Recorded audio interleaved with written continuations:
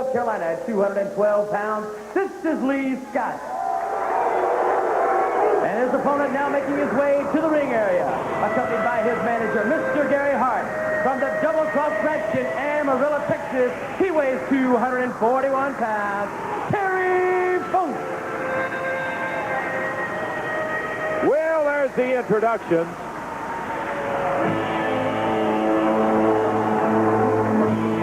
Here comes Wild Terry Funk. And you're going to be talking with him a little bit later in today's program, Bob. You're 100% right there, Lance. And we're going to be talking with him and Gary Hart. You know, we mentioned earlier, this is the weekend of Halloween Havoc and the big Thunderdome match. This man right here, I think aptly named him when you said the Wild Man. Ooh. And I think regardless of what happens this weekend, you got to watch this man. I think he's determined to settle one-on-one, whatever his argument is with Ric Flair. Yeah, that allegation has certainly been made. We're seeing him in the ring with young Lee Scott, and I think you viewers of the NWA Pro Wrestling program know that we really like this young fellow. Oh, I don't know how much longer we're going to like him. Oh boy, you see Gary Hart clotheslined him as he tried to run around the ring. Lee Scott reached up there, Bob, and slapped him right in the face. And you know what Gary Hart is going to say? He's going to say, hey, I was just waving to a fan out there, and he ran right into my arm. That's what he's telling referee Nick Patrick out there right now. Look at Lee Scott go, trying to get away from Funk. He runs around, ducking under it. Funk trying to lay his hands on him. He's the man. He could fight 10 penny nails. Hey, and you know that's one thing you don't want to do is lose your cool, even if you're Terry Funk.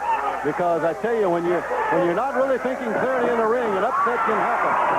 Lee Scott, who had that standing side headlock, as Funk threw him off. Lee held on by the hair, but Funk got him back, grabbed the hair of Scott, jerked him right off the feet, throws him out on the ring, knocking that restraining fence all the way back towards the crowd, and Funk loves it down there battling on the floor. He has complete disregard for his own body, his opponent's body, life or limb in the ring. You betcha that. He set him up for the pile driver, slams him down into the floor. Poor Lee Scott rolls him back into the ring, and Terry, not far behind him, hops back up to clean up the mess that he started. Boy, after he got him out on the floor.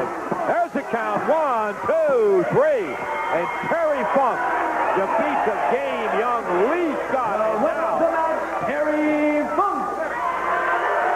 Terry slapping Lee Scott after the match was over is right in the face. I guess he was trying to show him off right there after Scott had the guts to reach up and slap him to begin with. Terry Funk. And right here you see it in our replay, that devastating career-ending maneuver, that pile driver of Terry Funk, as he had Scott outside of the ring, picked him back up, rolled him back into the ring from this point, Lance, and it was all over with our winner, Terry Funk. Right now, let's hear from Lance Russell and our NWA update.